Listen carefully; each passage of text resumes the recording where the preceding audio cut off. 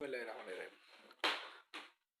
বর্তমান অস্থিতিশীল রাজনৈতিক পরিস্থিতিতে যে কজন রাজনৈতিক ব্যক্তি বা গণমাধ্যমের ব্যক্তি জুলাই স্পিরিট ধারণ করে ভারতীয় আধিপত্যবাদের বিরুদ্ধে কঠিন অবস্থান নিয়ে রাজনৈতিক মঞ্চে দাঁড়িয়ে আছেন, তার মধ্যে হাসনাত আবদুল্লাহ অন্যতম। ইনকিলাব মঞ্চের মুখপাত্র হাদির উপর হামলার পরিপ্রেক্ষিতে শহীদ মিনারে সর্বদলীয় যে প্রতিবাদ সমাবেশ হয়, সেখানে হাসনাত আবদুল্লাহ ভারতীয় অঙ্গরাজ্য সেভেন সিস্টার সম্বন্ধে যেভাবে কথা বলছেন, এভাবে কথা বললে হাসনাত আবদুল্লাহর জন্য জীবন এবং রাজনৈতিক জীবন অত্যন্ত ঝুঁকিপূর্ণ হয়ে যাবে। তাকে আরো সতর্কতার সহিত এবং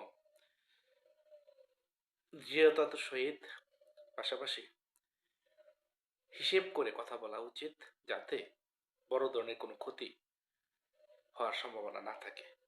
ভারত একটি অন্যতম বৃহৎ রাষ্ট্র, তাদের বিরুদ্ধে এভাবে কথা বললে ওনারা যে কোনো সময় যে কোনো ধরনের নাশকতা করে হাসনাত আবদুল্লাহর মতো নেতৃবৃন্দকে এই পৃথিবী থেকে সরিয়ে দেওয়ার সম্ভাবনা থাকবে।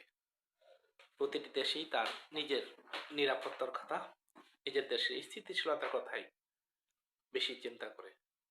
একজন হাসনাত আবদুল্লাহ হারিয়ে গেলে ভারত বা কারো কিছু আসে যাবে না, কিন্তু এভাবে যদি হাসনাত আবদুল্লাহর মতো লোকজন যদি ভারতীয় আধিপত্যবাদের বিরুদ্ধে দৃঢ় কণ্ঠে কথা বলে, তাহলে বাংলাদেশে ভারতের স্বার্থ ক্ষুণ্ণ হবে।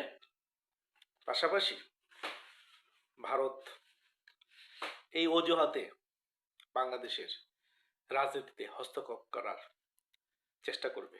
তাই ভারতীয় আধিপত্যবাদের বিরুদ্ধে যে সকল কণ্ঠ দৃঢ়ভাবে উচ্চারিত হয়, তাদেরকে বলবো আপনারা আরেকটু সতর্ক এবং কৌশলে কথা বলুন, যেন বাংলাদেশের স্বাধীন সার্বভৌমত্ব কখনো হুমকির সম্মুখীন না হয়।